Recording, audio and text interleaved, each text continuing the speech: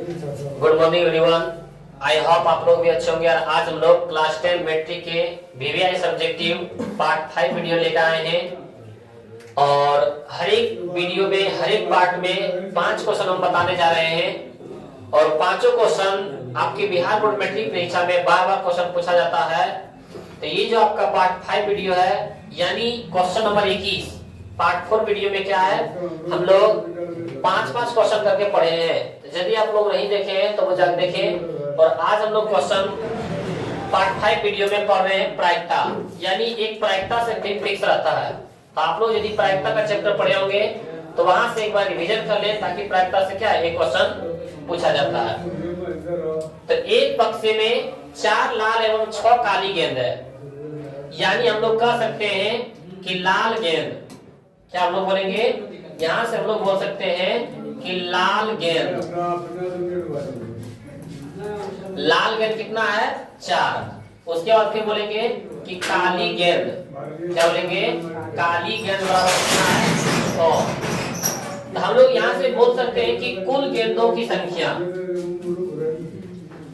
भैया थोड़ा धीरे धीरे बोलिएगा, कुल गेंदों की संख्या, कुल गेंदों की संख्या हम लोग क्या बोल सकते हैं कि 6-4 कितना होता है 10। यानी यहां से बोल सकते हैं कि एक बक्सा में 4 लाल गेंद है और 6 काली गेंद है। तो लाल गेंद कितना हो गया 4 और काली गेंद कितना हो गया 6, यानी कुल गेंदों की संख्या हम लोग बोल सकते हैं 6-4 10 है। अब बोल रहा है कि बक्से में से एक गेंद यदि छाया निकाला जाता है तो इसके काले होने की प्रायिकता, यानी हम लोग मानते हैं कि एक बक्सा है और इस बक्सा में क्या है 10 गेंद रखा हुआ है। और 10 गेंद रखा हुआ है कि ये हमको पता नहीं है कि कितने काली है कितने लाल गेंद है। जिसमें से जो रखा हुआ है उसको पता है कि लाल गेंद 4 है, काली गेंद 6 है। हम लोग कह सकते हैं टोटल गेंद कितना हुआ 10। अब हमारे पास पूछा जा रहा है क्या, बस सिर्फ ये देखना है कि गेंद कितना है। तो 4 गेंद लाल है, 4 गेंद और 6 है काली गेंद, टोटल गेंद 10। अब हमारे पास पूछ क्या रहा है, इसके काले गेंद होने की प्रायिकता। क्या लिखेंगे, काले गेंद। यहाँ पे हम लोग लिखेंगे काले गेंद, काले गेंद होने की प्रायिकता, काले गेंद होने की प्रायिकता। फॉर्मूला आप लोग जानते होंगे, अनुकूल परिणामों की संख्या बटे कुल परिणामों की संख्या।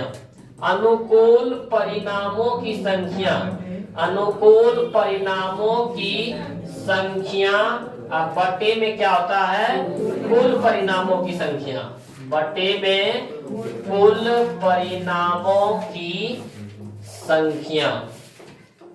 तो आप ही लोग बताइएगा यहाँ पे कि अनुकूल परिणाम क्या है, अनुकूल परिणाम कहते किसको है, यानी काली गेंद है कितना। तो काले गेंद हम लोग देखिए कितना है 6, तो लिख देंगे 6। अब बट्टे में कुल परिणामों की संख्या, देखो कुल गेंदों की संख्या कितना है 10। यहाँ से हम लोग क्या है काट सकते हैं, तो इसका हो जाएगा 3, इसका हो जाएगा 5, यानी बोल सकते हैं 3/5 हमारा क्या आ जाएगा आंसर। तो इस तरह से क्या है, आप लोग प्रायिकता का क्वेश्चन एक बार सारा जो है क्वेश्चन एक बार रिवीजन कर ले।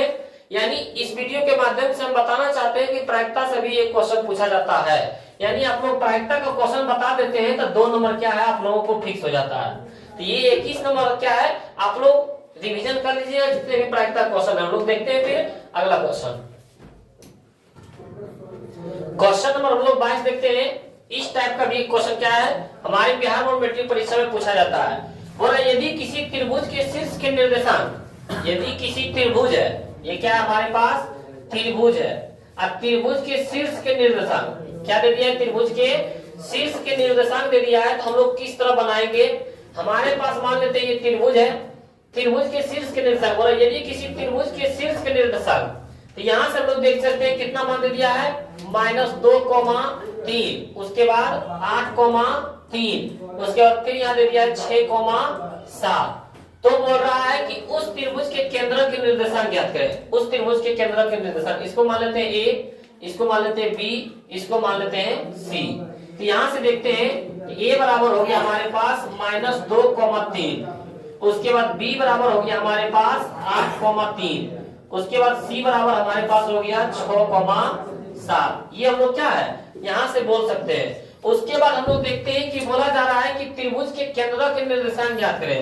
तो हम लोग को फॉर्मूला मालूम होगा कि त्रिभुज के केंद्रक बराबर क्या लिखेंगे, त्रिभुज के केंद्रक बराबर फॉर्मूला क्या होता है, x1 plus x2 plus x3 बटे में 3 coma y1 plus y2 plus y3 बटे में 3, एक फॉर्मूला आता है। यानी इसका मान निकालने के लिए x1 x2 x3 y1 y2 y3 मान जरूरी है।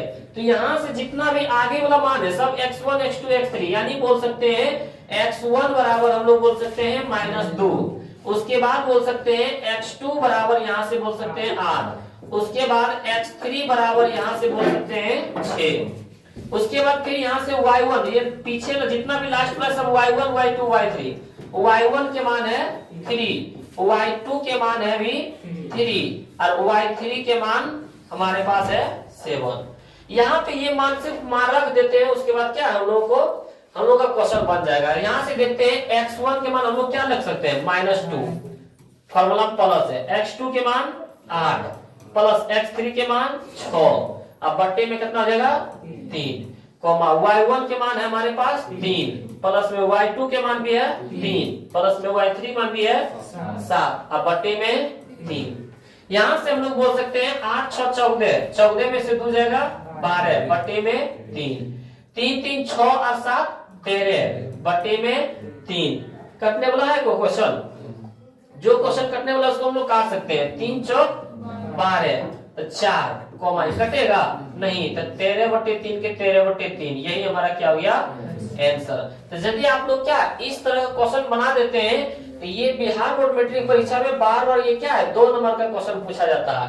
तो अभी तक हम लोग कितने क्वेश्चन फिक्स जो है 22 क्वेश्चन पढ़ चुके हैं, कितने क्वेश्चन 22 क्वेश्चन। हमारे बिहार बोर्ड मैट्रिक परीक्षा में पूछा कितना जाता है 30 प्रश्न, और 30 प्रश्न में से हम लोग को जवाब कितना देना होता है 15 प्रश्न, और 15 प्रश्न में से हम लोग फिक्स प्रश्न कितना पढ़ चुके हैं 22 ऐसे प्रश्न पढ़ चुके हैं जो क्या है हम लोगों को 15 क्वेश्चन बार बार क्या हमारी बिहार बोर्ड मैट्रिक परीक्षा में पूछा जाता है।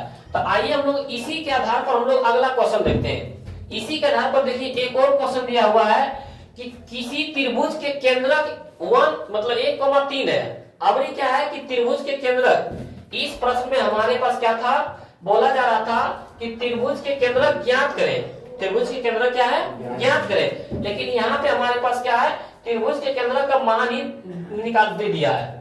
यहाँ पे देखिए बोला जा रहा है कि किसी त्रिभुज के केंद्रक 1,3 है, त्रिभुज के केंद्रक के मान दे दिया है और उसके दो शीर्ष -7,6 और 8,5 है, तो तीसरे शीर्ष का निर्देशांक ज्ञात करें। यानी यहाँ से हम लोग बोल सकते हैं, यहाँ से हम लोग बोल सकते हैं कि ये जो है पहला का मान कितना दे दिया है 2 शीर्ष, यानी A, ये B है, ये C है, तो A B का मान दे दिया है -7,6 और B का मान दे दिया है 8,5।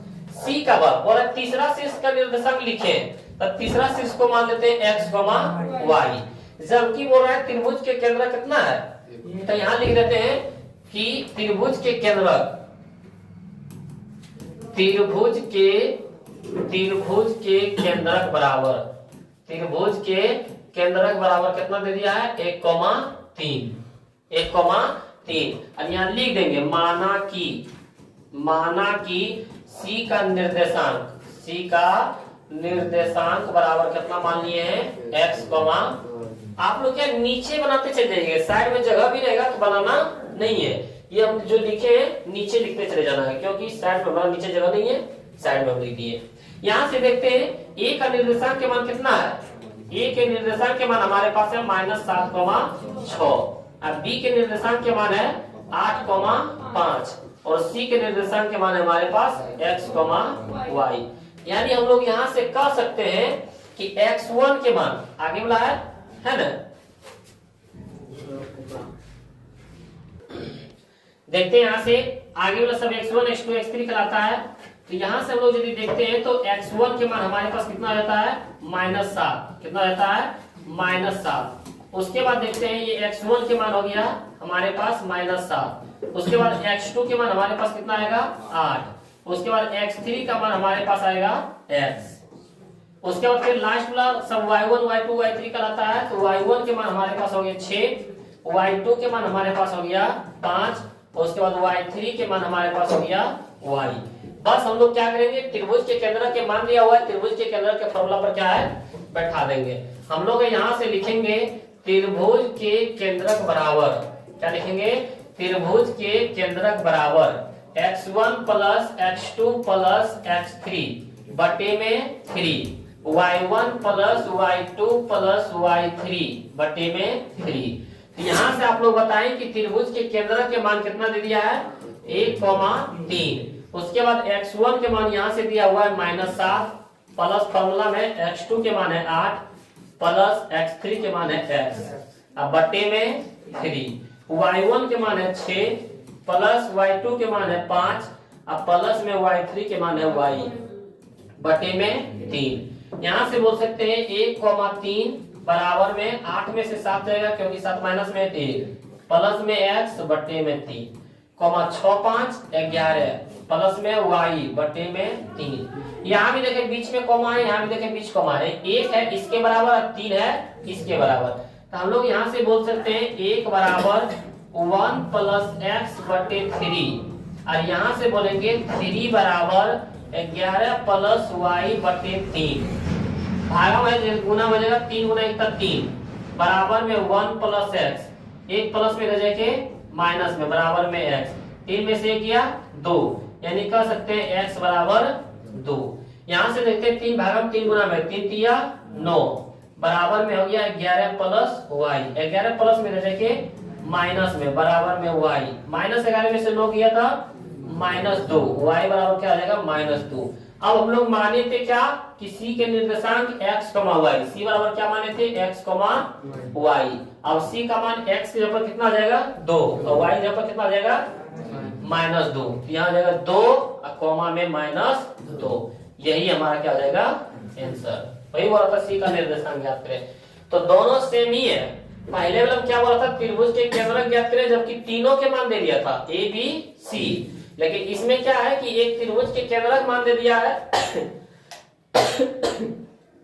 और शीर्ष द्वितीय दिया था, तीसरा शीर्ष निकालने बोल रहा है। तो इस तरह का क्वेश्चन क्या है, बार बार क्वेश्चन पूछा जाता है, तो आप लोग इस तरह के क्वेश्चन को क्या है रिवीजन कर ले।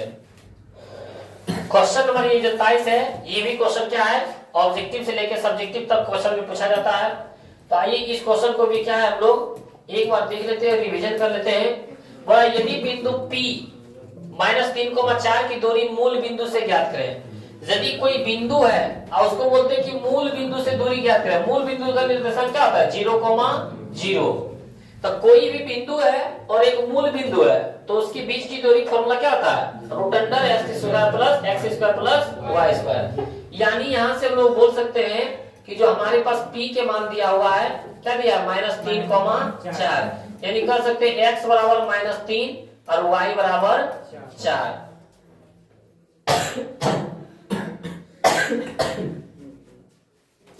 एक बिंदु P है और एक मूल बिंदु है, तो हम लोग लिखेंगे बिंदु P से, कहां से बिंदु P से मूल बिंदु की दूरी, बिंदु P से मूल बिंदु तक की दूरी, मूल बिंदु तक की दूरी फॉर्मूला क्या आता है √x² क्या होता है x² प्लस में y², ये होता है ना। और x के मान कितना है -3, तो हो जाएगा -3 की स्क्वायर, अब प्लस में हो जाएगा y का मान कितना 4, तो 4 का स्क्वायर, तो 3 की स्क्वायर कितना होता है 9 और 4 का स्क्वायर 16 और 16 9 कितना होता है 25, 25 किसका वर्ग होता है 5, तो हम लोग लिख सकते हैं 5 इकाई। यही हमारा क्या हो गया आंसर। इस तरह का क्वेश्चन क्या है बार बार हमारे बिहार बोर्ड मैट्रिक परीक्षा में सब्जेक्टिव और ऑब्जेक्टिव में भी पूछा जाता है। इस तरह का क्वेश्चन क्या है ऑब्जेक्टिव में। इसी के आधार पर देखते हैं हम लोग क्वेश्चन नंबर, इसी के आधार पर है क्या है, देखिए हम लोग क्वेश्चन, एक क्वेश्चन क्या है इसी के आधार पर दिया हुआ है।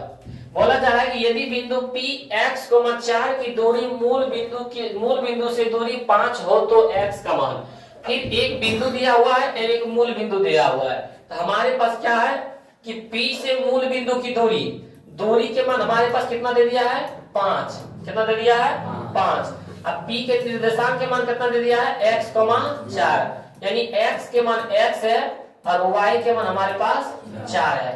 यानी बोल सकते हैं P से मूल बिंदु की दूरी, कहां से P से मूल बिंदु की दूरी, P से मूल बिंदु की दूरी। अब P से मूल बिंदु की दूरी फॉर्मूला क्या होता है?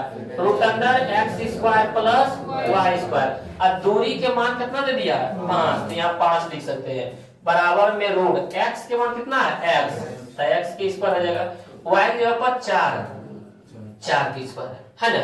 यहाँ से हम लोग क्या लिख सकते हैं? दोनों तरफ वर्ग करने पर क्या लिखेंगे? दोनों तरफ वर्ग करने पर। यदि दोनों तरफ हम लोग वर्ग कर देते हैं तो यहाँ तो हो जाता है 5 की स्क्वायर, लेकिन इधर वर्ग करते हैं तो रूट खत्म हो जाता है, होता है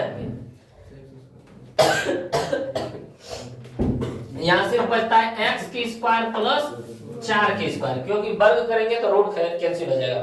5 की स्क्वायर कितना होता है?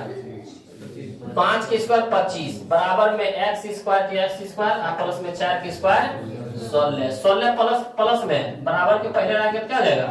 तो 25 माइनस 16 बराबर हो जाएगा एक्स स्क्वायर, यानी 25 में से 16 के कितना हो जाएगा? 9 बराबर में एक्स स्क्वायर, इधर स्क्वायर दे के रूट में 9 किसका वर्ग होता है? प्लस माइनस 3 का। ये हमारा क्या हो गया? आंसर। हम लोग बोल सकते हैं तो इस तरह का क्वेश्चन क्या है, एक बार बिहार गवर्नमेंट परीक्षा में ऑब्जेक्टिव में पूछा जाता है, लेकिन सब्जेक्टिव में भी पूछ जाता है। देखते हैं अगला क्वेश्चन। क्वेश्चन देखते हैं 24 का। ये भी क्वेश्चन क्या है? एक आयतन और क्षेत्रफल से 5 नंबर में तो पूछा ही जाता है, लेकिन आपके 2 नंबर में भी पूछा जाता है। यानी हम लोग बोल सकते हैं कि ये 5 नंबर का यदि आप लोग 2 नंबर का यदि आप लोग सीख सकते हैं तो 5 नंबर का भी क्या उसी तरह हम लोग बना सकते हैं।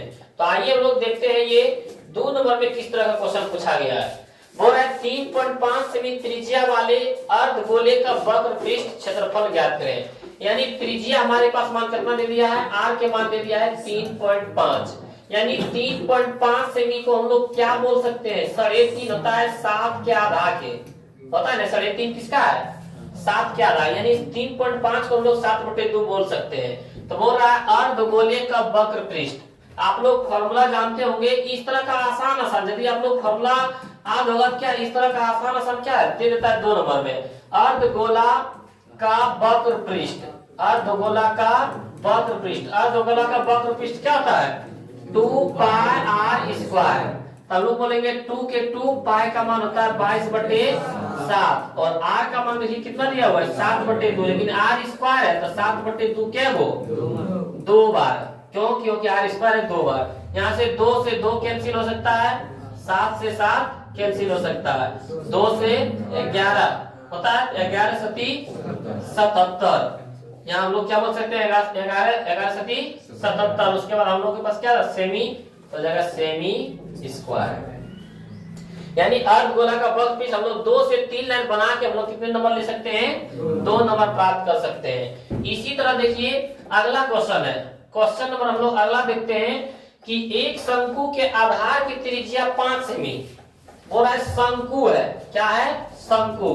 तो हम लोग यहाँ से लिखेंगे कि शंकु के आधार की त्रिज्या, शंकु के आधार की त्रिज्या, शंकु के आधार की त्रिज्या, त्रिज्या बोले तो r के मान कितना दे दिया है? 5 सेमी। और बोला ऊंचाई, ऊंचाई बोल रहा है ऊंचाई, तो ऊंचाई बोले तो h के मान कितना दे दिया है? 12 सेमी। तो इसका वक्र पृष्ठ ज्ञात करें, किसका? शंकु का। तो हम लोग लिखेंगे शंकु का वक्र पृष्ठ, शंकु का वक्र पृष्ठ क्या होता है? पाई आर एल, क्या होता है? पाई आर एल। इसका मान निकालने बोल रहा है। तो हम लोग पाई का मान जानते हैं, आर के भी मान दिया हुआ, एल के मान निकालना है। एल की जगह पर एल के मान ना दे करके एच का मान दे दिया है, यानी एल का फॉर्मूला निकालना है। एल का मान निकालना है तो एल का फॉर्मूला क्या आता है? Root under h square plus r square. तो एल बराबर बोलेंगे रूट अंडर एच के मान हमारे पास है 12 का स्क्वायर, अब प्लस में आर के मान है हमारे पास 5 के स्क्वायर। तो L बराबर हो गया 12 का स्क्वायर 144 और 5 के स्क्वायर 25, यही बोलेंगे। और L का मान तब हो जाएगा L बराबर रूट अंडर 144 और 25 कितना होता है? 169। 169 किसका वर्ग होता है? 13 का। यानी हम लोग के पास तिर्यक ऊंचाई नहीं दिया है, तिर्यक ऊंचाई कहलाता है L। L के मान ना देकर के हम लोग को ऊंचाई के मान दे दिया है। तो इसीलिए हम लोग क्या एल के मान निकाल लिए। यदि हम लोग के पास एल के मान दिया होता तो डायरेक्ट हम लोग फॉर्मूला में बैठा देते, लेकिन एल के मान नहीं दिया होने के कारण क्या हम लोग का मान निकालना पड़ा। अब देखिए वो रहा था पाई आर एल। अब हम लोग यहाँ से लिख सकते हैं शंकु का वक्र पृष्ठ। क्या लिख सकते हैं? शंकु का वक्र पृष्ठ। शंकु का वक्र पृष्ठ फॉर्मूला क्या होता है? पाई आर एल। अब पाई का मान होता है 22/7। आर के मान कितना? 5। आर के मान कितना? 5। और एल के मान कितना निकला? हम लोग गुना कर देंगे, 13×5 = 62। तो हो जाता है 22/7, 22/7 गुना में 65। इसी तरह 65 गुना 22 कर देंगे, 7 से भागा कर देंगे, जो आएगा वो क्या हो जाएगा? आंसर। जो आएगा वो क्या हो जाएगा? हम लोग का क्या जाएगा? आंसर। इस तरह हम लोग गुना करके बना सकते हैं। इस तरह का भी क्वेश्चन कितने नंबर का पूछा जाता है? 2 नंबर का क्वेश्चन पूछा जाता है। इसी के आधार पर आयतन और क्षेत्रफल के आधार पर ही देखिए अगला क्वेश्चन देखिए इसी प्रकार के दे दिया है। क्या दिया हुआ है? 22 सेमी किनारे वाले एक ठोस घन को हमारे पास क्या दे दिया है? एक घन दिया हुआ है। क्या दिया हुआ है? हमारे पास मान लेते हैं एक घन है। एक क्या है? ये घन है। ये हमारे पास घन है। कितने सेमी किनारे वाले हैं? तो 22 सेमी, यानी इसका किनारा कितना सेमी है? 22 सेमी। बोल रहा है 22 सेमी किनारे वाले एक ठोस घन को पिघलाकर, इसको क्या किया? ठोस है यानी अंदर में खोखला नहीं है, ठोस घन पिघलाकर 7 सेमी लंबा वृत्तीय सम्बेलन बनाया। इसको पिघलाकर क्या बना दिया था? सम्बेलन, यानी ये बेलन बना दिया। ये क्या बना दिया? बेलन। कितना सेमी का? 7 सेमी लंबा, यानी इसकी लंबाई कितना हो गया? 7। इसकी लंबाई टोटल लंबाई कितना है? 7 सेमी। यहाँ लिख सकते हैं 7 सेमी बनाया जाता है। तो बेलन की त्रिज्या, यही बेलन है ना, तो इसका बोला है त्रिज्या। त्रिज्या के मान क्या होगा? यानी बोल सकते हैं आर के मान निकालने बोल रहा है। इसका घन के मान, ये क्या था? घन। और घन के किनारा के मान कितना दे दिया है? घन के किनारा के मान दे दिया है 22 सेमी। कितना सेमी है? 22 सेमी। और ये क्या था? हमारा बेलन। क्या है? ये हमारा बेलन है। अब बेलन के क्या मान दे दिया? ऊंचाई। एच के मान कितना दे दिया है? 7 सेमी। कितना सेमी दे दिया है? 7 सेमी। और आर के मान निकालने बोल रहा है। इसमें से हम लोग एक फॉर्मूला शॉर्टकट में बताए थे। यदि किसी के मान निकालने बोले, 2 मान दिया हुआ है। कितना मान दिया हुआ है? 2 मान हमारे पास दिया हुआ है। एक घन दिया हुआ है, एक बेलन दिया हुआ है। या तो दोनों घन ही रहता तब फिर भी कोई दिक्कत नहीं है, लेकिन 2 चीज दिया है। यदि किसी के मान निकालने बोले, त्रिज्या के मान निकालने बोले, ऊंचाई के मान निकालने बोले, तो हम लोग दोनों के आयतन को बराबर कर देंगे। यदि किसी के मान निकालने बोलेगा तब दोनों के आयतन को क्या करेंगे? बराबर। यानी घन दिया हुआ है तो घन का आयतन बराबर में बेलन का आयतन। हम लोग यही प्रश्न से लिखेंगे। प्रश्न से क्या लिखेंगे कि घन का आयतन बराबर, क्या लिखेंगे? घन का आयतन बराबर में क्या आ जाएगा? बेलन का आयतन। बेलन का आयतन का ही फॉर्मूला लगाएंगे तो आप लोगों का होगा घन का आयतन क्या होता है? भुजा क्यू। घन का आयतन क्या होता है? भुजा क्यू। यही होता है ना, घन का आयतन भुजा क्यू। अब बेलन का आयतन क्या होता है? पाई आर स्क्वायर एच। यहाँ से देखते हैं कि घन का भुजा के मान कितना दे दिया? 22, यानी बोल सकते हैं 22 के क्यू। अब बराबर में पाई का मान होता है 22/7। उसके बाद आर स्क्वायर, आर का मान तो निकालना है, तो आर स्क्वायर के आर स्क्वायर आ जाएगा। और एच के मान कितना दिया हुआ है? 7, तो 7। यहाँ से हम लोग क्या बोल सकते हैं? 22 पर पावर 3 है, यानी लिख सकते हैं हम लोग 22 गुना 22 गुना 22, ये लिख सकते हैं। यहाँ से देखते हैं 7 से 7 कैंसिल, बच गया 22 गुना आर स्क्वायर। यहाँ से भी देखते हैं 22 से 22 कैंसिल। अब हमारे पास इधर स्क्वायर है, इधर क्या आ जाएगा? रूट में, यानी बोल सकते हैं रूट अंडर 22 गुना 22 बराबर में क्या है? आर। और रूट के अंदर यदि 2 संख्या रहे तो एक संख्या क्या रहता है? बाहर। यानी हम लोग का मान आ गया आर के मान 22 सेमी। यही तो पूछ रहा था ने कि बेलन का त्रिज्या क्या होगा, तो बेलन की त्रिज्या के मान कितना निकला? 22। इस तरह यदि आप लोग बना देते हैं तो इस तरह भी क्वेश्चन क्या है? एक 2 नंबर में फिक्स आता है। कुछ नहीं है, यदि 2 मान दिया रहेगा, किसी के मान पूछेगा तो दोनों का मान क्या कर देना है? बराबर। लेकिन अगला क्वेश्चन देखते हैं। अगला क्वेश्चन देखिए, यहाँ भी दो मान दिया हुआ है। बोल रहा है 7 सेमी ऊंचाई वाले समबेलन। क्या है? एक बेलन हमारे पास दिया। बेलन बोले या समबेलन बोले, दोनों बात एक ही है।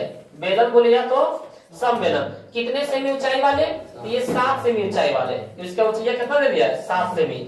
जिसकी आधार की त्रिज्या 2 सेमी है और इसकी त्रिज्या के मान कितना दे दिया?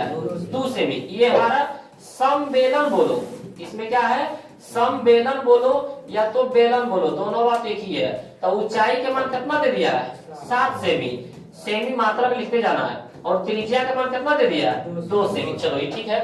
को पिघलाकर, इसको क्या किया पिघला दिया। बोला कितने 2 सेमी किनारे वाले घनाकार पासे बनाए जा सकते हैं। बनाया क्या हमारे पास, बनाया क्या पासा, क्या बनाया हमारे पास पासा। पासा किसको बोलता है लड्डू की गोटी को। तो लड्डू की गोटी इसी तरह रहता है ना, इसमें भी 6 अंक होता है, लेकिन क्या सेमी वाले 2 सेमी किनारे वाले। इसकी किनारा कितना सेमी है 2 सेमी। तो ये हो गया हमारा घन, यानी बोल सकते हैं इसको पासा बोल सकते हैं ना। इसका किनारा के मान क्या दे दिया है, किनारा के मान दे दिया हमारे पास 2 सेमी। लेकिन यहाँ पे ये नहीं किसी के मान निकालने बोल रहा है, किसी के मान निकालने बोल रहा है, सबका मान तो दिया हुआ है, लेकिन बोला कितने, क्या बोल रहा है कितने। यदि 2 को मान दिया है, अब बोलेगा कितने 2 सेमी किनारे वाले घनाकार पासे बना सकते हैं, तो यदि कितने बोलेगा तो दोनों को बटे कर देना है। किसी के मान निकालने बोल रहा है, त्रिज्या के मान या ऊंचाई के मान, या तो त्रिज्या ऊंचाई। यहाँ पे क्या था इस क्वेश्चन में जो था, यहाँ पे हम लोग को क्या है मान निकालने बोल रहा था। यहाँ पे बोला था त्रिज्या का मान निकाले या तो ऊंचाई के मान ये निकाले, तब दोनों को क्या करना है बराबर।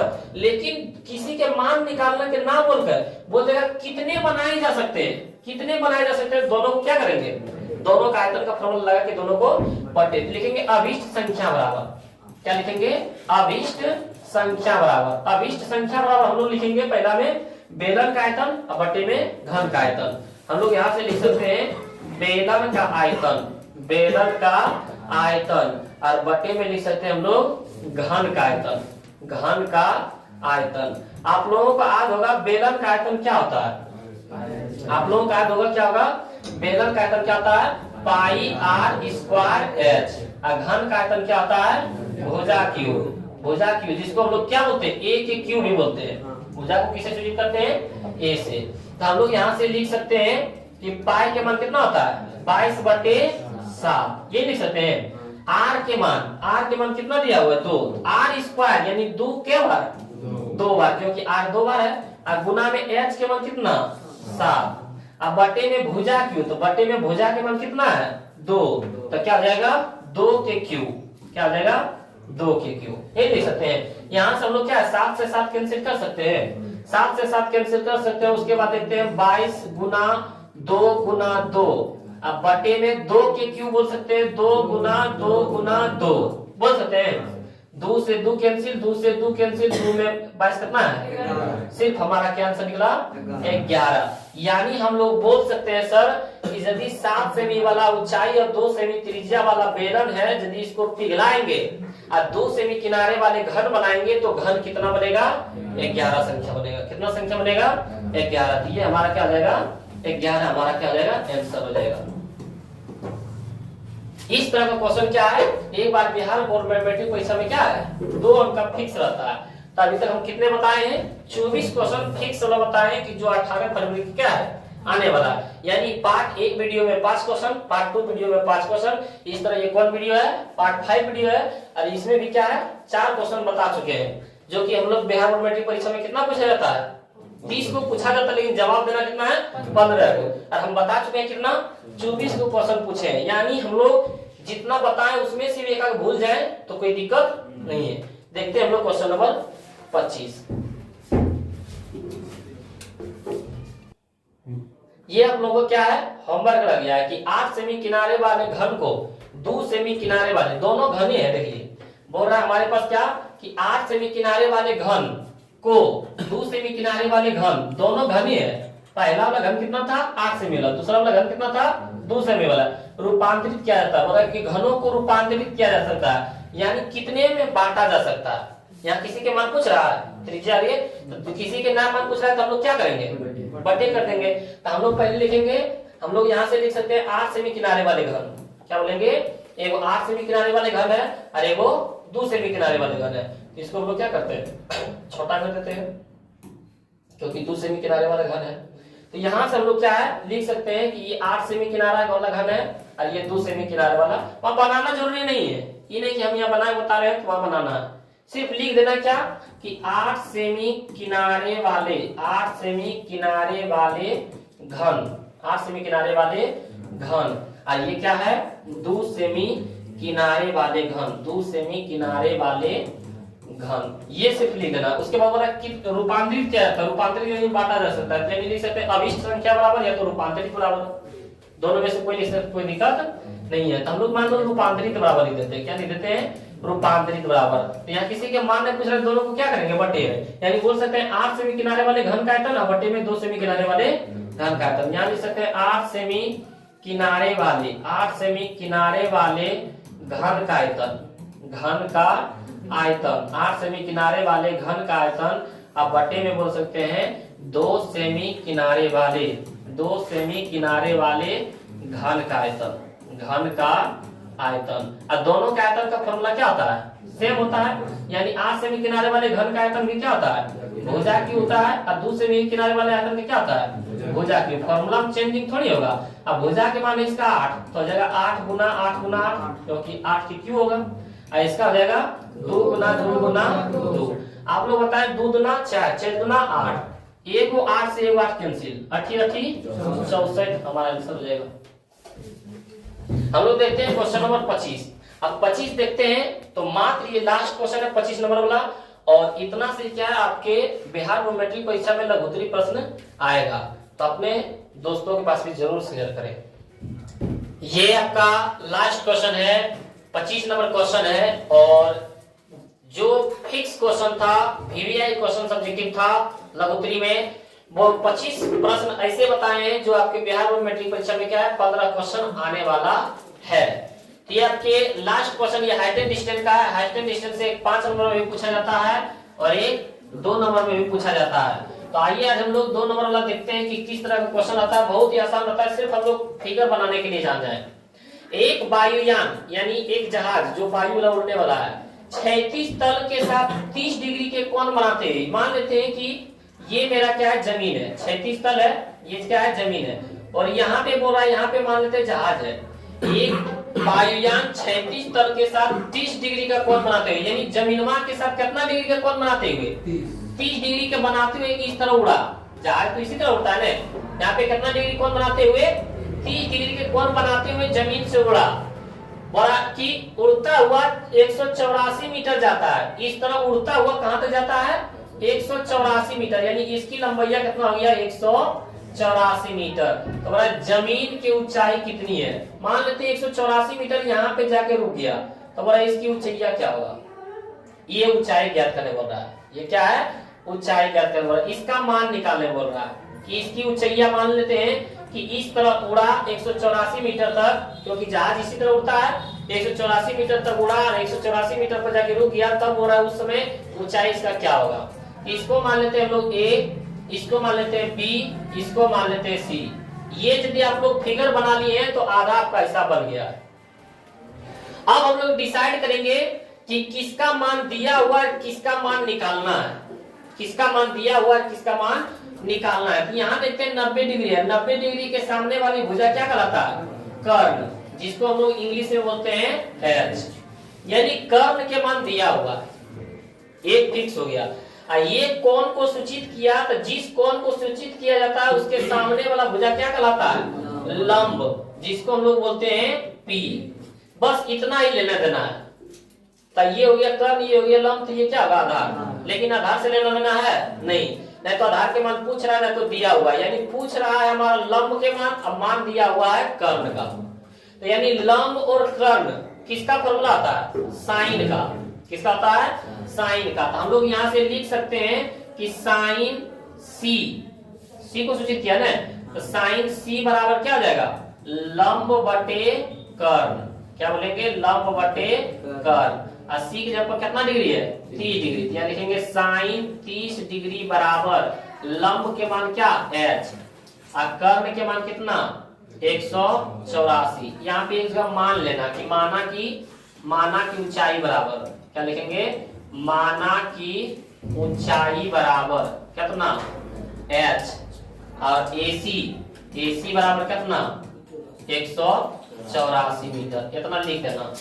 यहाँ से देखते हैं साइन 30 डिग्री के मान कितना होता है, तो 1/2, 1/2 होता है ना। अब बराबर में h बटे 184 के h बटे 184 भागा में देके गुना में 184 गुना 1 था 184 अब बटे में 2 बराबर में h कटेगा तो कितना हो जाएगा 92। यानी हम लोग बोल सकते हैं h बराबर 92 मीटर।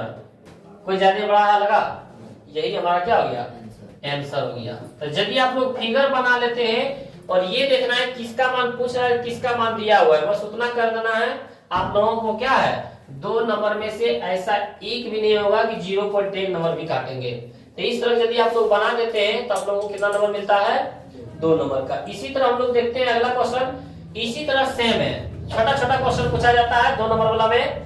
बोल रहा है कि एक मीनार के शीर्ष का उन्नयन कोण, मीनार बोले तो हम लोग देखे हैं ना मीनार इस तरह होता है खड़ा सीधा, वही बोल रहा है एक मीनार के शीर्ष का उन्नयन कोण उसके पाद से, मीनार का शीर्ष होता है ऊपर, पाद बोले तो पैर, ये हमारे पास क्या है मीनार है, ये हमारा क्या है मीनार है। बोल रहा है कि एक मीनार के शीर्ष का उन्नयन कोण यहाँ से शीर्ष के उन्नयन कोण बोल रहा है उसके पाद से 15 मीटर की दूरी पर, यानी उसके पैरवा से कितना मीटर की दूरी पर 15 मीटर की दूरी पर, उनके पैरवा से 15 मीटर की दूरी पर कितना डिग्री कोण बनाता है 60 डिग्री, यानी उसके शीर्षवा से बोला उनके उन्नयन उनके शीर्ष के उन्नयन कोण यहाँ से कितना डिग्री बनाता है 60 डिग्री कोण बनाता है। कितना डिग्री कोण बनाता है? तो मीनार की ऊंचाई का मीनारवा की ऊंचाई यही है ना, इसी का ऊंचाई के मान निकालने बोला। यहाँ हम लोग पहले मान लेंगे, क्या मानेंगे कि माना कि ABC, माना कि मीनार ABC की ऊंचाई, माना कि मीनार ABC की ऊंचाई क्या मान लिए हम लोग? मान लिए हम लोग h, क्या मान लिए में h। जो बोलेंगे मीनार के पाद से, क्या यहाँ लिखेंगे मीनार के पाद से, मीनार के पाद यानी बोल सकते हैं B से बिंदु C तक, बिंदु C तक की दूरी, C तक की दूरी कितना सेमी था 15 सेमी था। कितना 15 सेंटीमीटर है, 15 मीटर है, 15 मीटर है। तो मीनार की ऊंचाई, तो मीनार की ऊंचाई बराबर, मीनार की ऊंचाई बराबर, मीनार की ऊंचाई निकालना। अब हम लोग डिसाइड करना है कि किसका मान दिया हुआ है किसका मान निकालना है। तो यहाँ से देखते हैं कि 90 डिग्री है, 90 डिग्री सामने वाला क्या कहलाता है कर्ण, यानी h। कर्ण से कोई लेना देना है नहीं, तो इसका मान पूछ रहे हैं तो मान दिया हुआ है। ये कौन सूचित क्या इसके सामने वाला कहलाता है लंब, लंब बोले तो P, यानी इसका मान पूछ रहा है, ऊंचाई के मान पूछ रहा है। तो ये कर्ण ये लंब, तो ये क्या कहलाएगा आधार, ये क्या कहलाएगा आधार। यानी सर हम कह सकते हैं कि लंब के मान पूछ रहा है, आधार के मान दिया हुआ है। लंब और आधार किसमें होता है टेन में, किसमें होता है टेन में। तो हम लोग टेन C बराबर, क्योंकि C बिंदु पर है, टेन C बराबर हम लोग क्या लिख सकते हैं लंब बटे आधार, लंब बटे आधार। टेन C की जगह पर क्या डिग्री 30 डिग्री 60 डिग्री, तो टेन 60 डिग्री बराबर लंब के जगह पर h और आधार के जगह पर 15।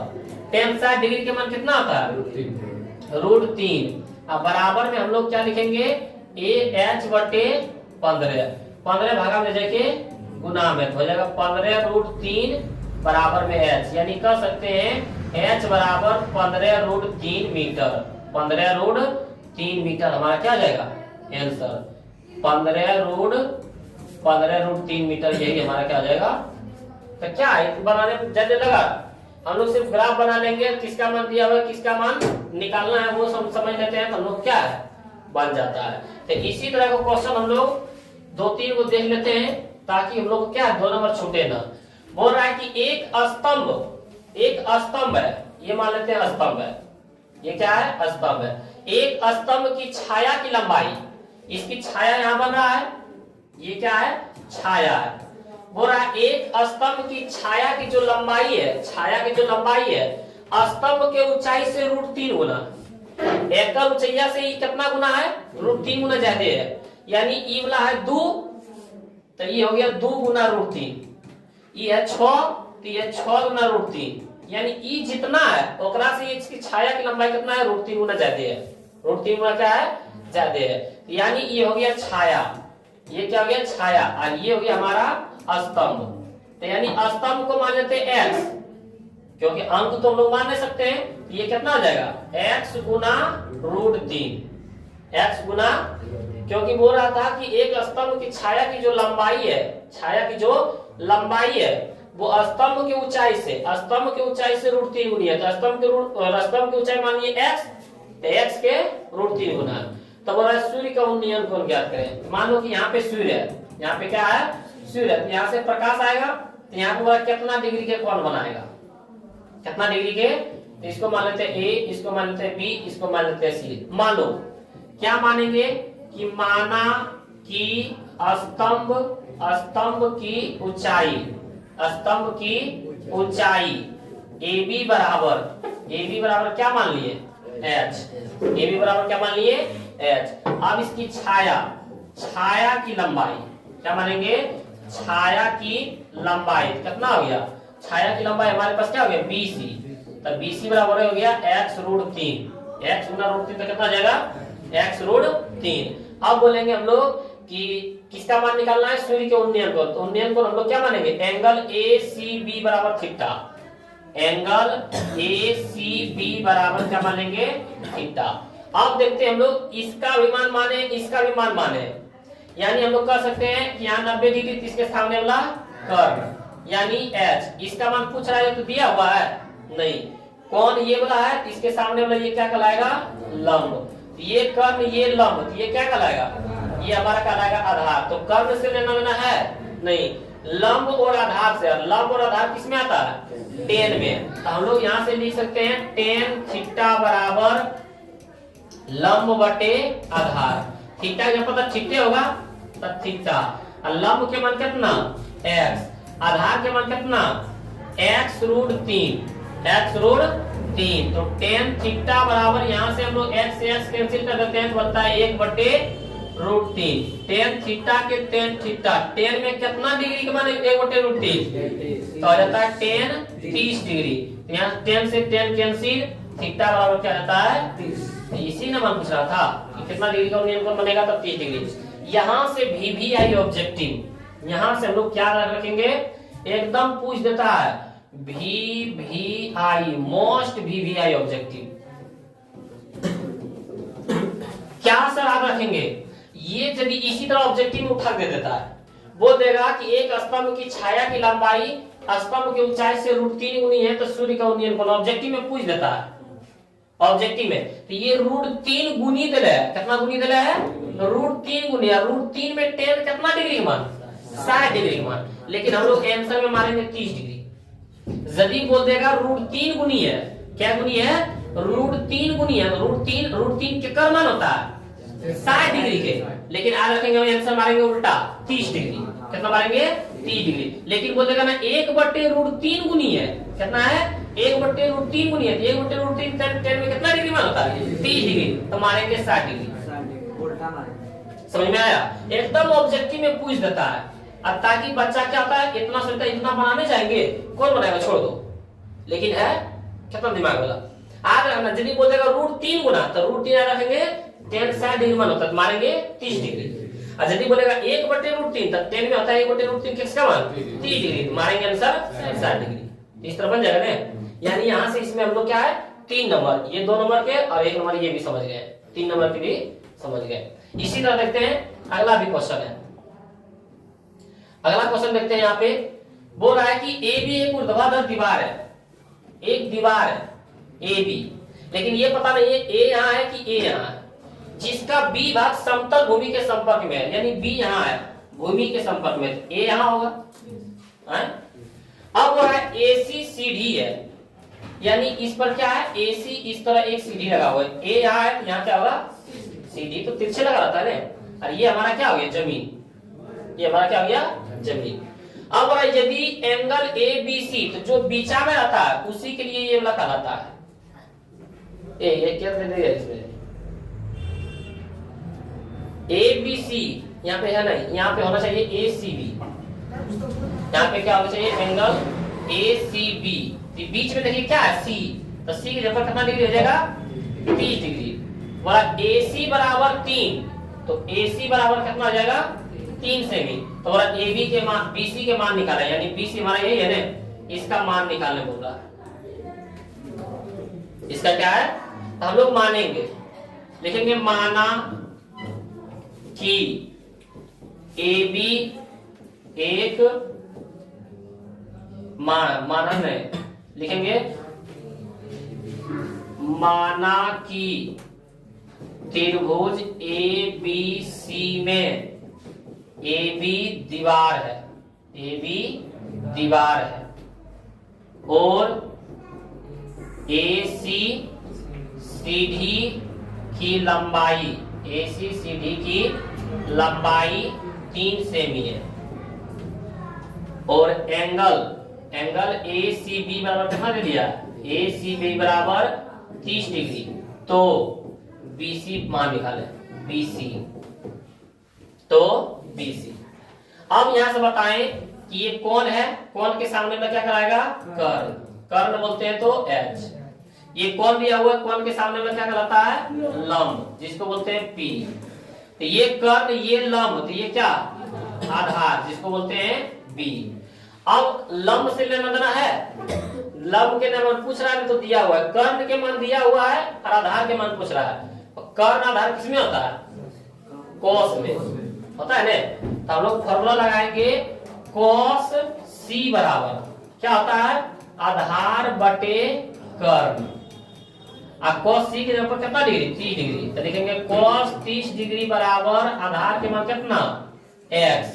यहाँ पे मान लेना BC बराबर कितना मान है, x, और x का मान निकालना है x, या तो BC भी लिख सकते हैं, कोई दिक्कत नहीं है। कर्ण के मान 3, अब cos 30 डिग्री का मान कितना होता है, √3 बटे 2 बराबर में x बटे 3। ये 3 भागा में देखिए, तब 3 गुना √3 तब 3√3, अब बटे में 2 बराबर में x। x किसको माने थे, BC को, यानी हम लोग बोल सकते हैं BC बराबर 3√3 बटे में 2 सेमी, 1 मीटर सेमी, इतना हम लोग आंसर बोल सकते हैं। कोई दिक्कत, तो इस तरह भी क्वेश्चन क्या आएगा तो हम लोग बनाने में कोई दिक्कत नहीं होगा। क्वेश्चन नंबर इसी तरह अगला एक और देख लेते हैं। ये क्वेश्चन कहते हैं कि भूमि पर एक बिंदु है जो टावर के पास से 30 मीटर की दूरी पर है, यानी ये भूमि है हमारा, यहाँ पे एक बिंदु है और यहाँ पे टावर है, और टावर के पैरवा से ये भूमि कितना दूरी है, 30 मीटर पर है। ये बिंदु कितना दूरी पर है, ये टावर है, ये हमारा क्या है, टावर है। वही बोला भूमि के एक बिंदु, भूमि पर एक बिंदु है जो टावर के पास से 30 मीटर की दूरी पर, यानी टावरवा के पैरवा से कितना दूरी पर है, 30 मीटर की दूरी पर है। और टावर के शीर्ष का उन्नयन कोण 30 डिग्री। जब यहाँ शीर्षवा से इसको देखता है बिंदुआ को, तो कितना डिग्री कोण बनाता है, 30 डिग्री कोण बनाता है। टावर की ऊंचाई यानी इसका मान निकालने बोल रहा है, इसमें भी बोलना पड़ेगा, ये A हो गया, ये B हो गया, ये C। टावर की ऊंचाई के मान निकालना है, ये मान दिया हुआ है। तो हम लोग यहाँ से देखते हैं, मान लेते हैं, पहले क्या मानेंगे कि माना कि त्रिभुज ABC में टावर की ऊंचाई, टावर की ऊंचाई क्या है, AB, AB को मान लिए H, जबकि BC बराबर कितना, 30 मीटर, और कौन एंगल ACB बराबर 30 डिग्री, क्योंकि C की जगह पर C को बीच में रखना है। तो टावर की ऊंचाई बराबर, तो टावर की ऊंचाई बोले तो H बराबर वाट।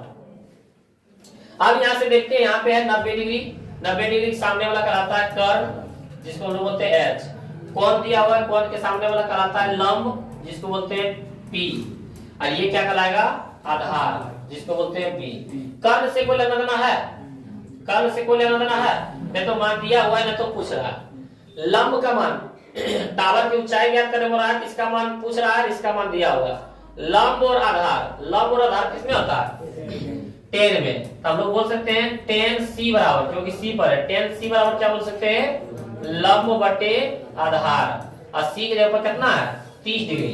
तो हम लोग बोलेंगे tan 30 डिग्री बराबर लंब की जगह पर H और आधार की जगह पर 30, और tan 30 डिग्री मान होता है 1/√3 बराबर में H बटे 30 भागा में दे जाएंगे गुना, 30 गुना 30 और बटे में √3 बराबर में H। बोल सकते हैं 3 का में 30 आता है, आता है नहीं, तो h बराबर हम लोग बोलेंगे 30/√3। परिमेयकरण कर देना, क्या कर देना, परिमेयकरण करने पर, परिमेयकरण जब 3 का हमने पढ़ा ऊपर लाएगा तब परिमेयकरण करना, नीचे में रूट है ना, हम लोग h बराबर लिखेंगे 30/√3 और नीचे में √3 है तो √3 से गुना भी और √3 से भागा भी, तब 30 गुना √3 तब 30√3 और √3 गुना √3 √9 किसका बराबर होता है 3 के, 3 है 30, यानी h बराबर बोल सकते हैं 10√3 मीटर 1 सेंटीमीटर मीटर।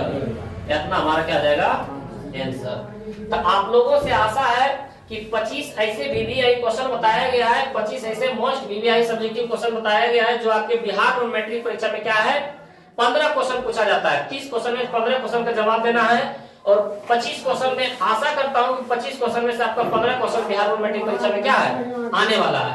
तो आप लोग ये क्वेश्चन को बार बार रिवीजन करें और बार बार देखें। और आइए हम लोग देखते हैं शुरू से फिर से एक बार कि कौन कौन सा हम लोग चैप्टर को पढ़ना है, कौन कौन से चैप्टर को पढ़ना है। तो आइए हम लोग देखते हैं, यहाँ पे पहला नंबर में हम लोग बोल सकते हैं कि यूक्लिड विभाजन। क्या है यूक्लिड विभाजन एल्गोरिथम के से जो मौसम निकालना होता है वो हम लोग पढ़ लेंगे। और दूसरा में हम लोग क्या बोल सकते हैं, दूसरा हम लोग क्या पढ़ेंगे, दूसरा हम लोग एक अपरिमेय सिद्ध करें कि क्या है, सिद्ध करें कि अपरिमेय है, एक सिद्ध करें कि क्या है अपरिमेय है, ये पढ़ सकते हैं। और तीसरा में हम लोग बोल सकते हैं कि एक डिग्री का जो मान होता है त्रिकोणमिति में होता है ना, त्रिकोणमिति में जो क्या आता है डिग्री का मान होता है वो हम लोग पढ़ सकते हैं। चौथा में हम लोग क्या बोल सकते हैं कि त्रिकोणमिति में ही, किसमें, त्रिकोणमिति में ही एक मान आता है लंब आधार कर्ण पर, पता है ना कि tan थीटा बराबर 4/3, तो इसका इतना मान बताएं। और पांचवा में एक बोल देता है कि शून्य ज्ञात करें या मूल ज्ञात करें या द्विघात ज्ञात करें। इसका फॉर्मूला होता है -b + -b² - 2a।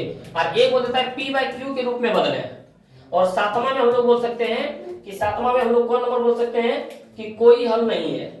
क्या है, कोई हल नहीं है, या तो बोल सकते हैं केवल एक हल, या तो क्या बोल सकते हैं केवल एक हल। इस तरह का प्रश्न क्या है पूछा जाता है। उसके बाद हम लोग 8वां प्रश्न में क्या बोल सकते हैं कि 8वां प्रश्न में हम लोग बोल सकते हैं कि मूल बराबर है, वास्तविक है या तो असमान है। इस पर भी पूछ देता है मूल वास्तविक है, मूल बराबर समान, क्या है मूल बराबर या तो बोलेंगे असमान। इस तरह भी प्रश्न क्या है पूछा जाता है। उसके बाद हम लोग देखते हैं क्वेश्चन नंबर 9 में, इसमें देखते हैं किस प्रकार का क्वेश्चन पूछा जाता है।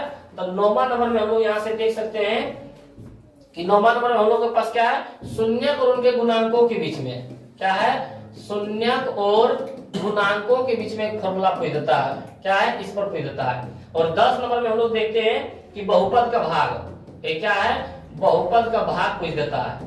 उसके बाद हम लोग 11 नंबर में बना सकते हैं कि विवेचक या प्रकृति बतावे, क्या है विवेचक या प्रकृति बतावे। इस तरह का क्वेश्चन क्या है बार बार क्वेश्चन पूछा जाता है। 12वां नंबर हम लोग देखते हैं कि एक भिन्न पर या तो फिर पिता पुत्र पर, भिन्न पर या तो पिता पुत्र पर या तो फिर संख्या पर, इस तरह का क्या है एक समीकरण से इसका निकालने बोलता है। क्वेश्चन नंबर 13 में देखते हैं हम लोग कि एक समांतर श्रेणी से पूछा जाता है, समांतर श्रेणी से एक नहीं यहाँ तक कि 2 पूछा जाता है।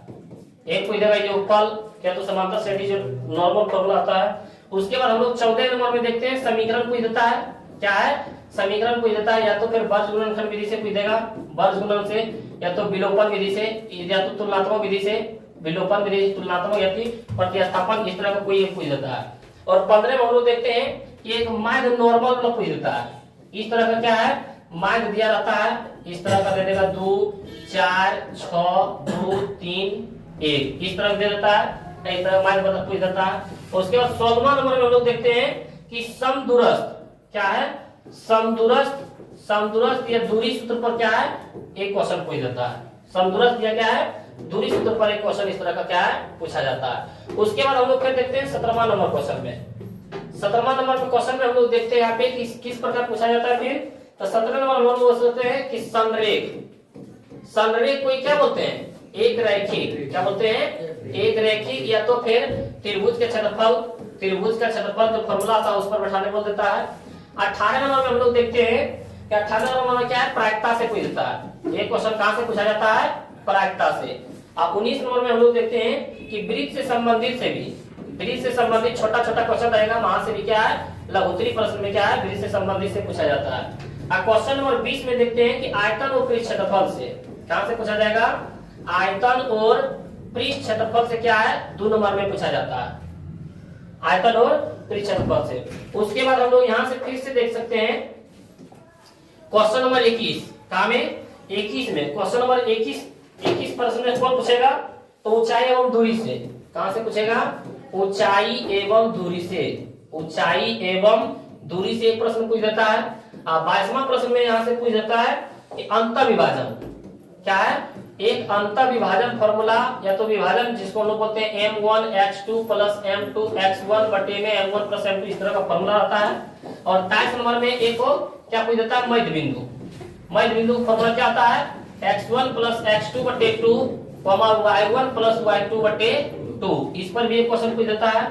उसके बाद 24 नंबर में हम लोग देखते हैं कि त्रिभुज का केंद्रक क्या है, त्रिभुज का केंद्रक का फॉर्मूला कभी कभी पूछ देता है, क्या होता है, x1 + x2 + x3 बटे 3, y1 + y2 + y3 बटे 3। और लास्ट का क्वेश्चन पूछ देगा कि मूल बिंदु से किसी बिंदु की दूरी, क्या बोल देगा, मूल बिंदु से किसी बिंदु की दूरी, किसी बिंदु की दूरी।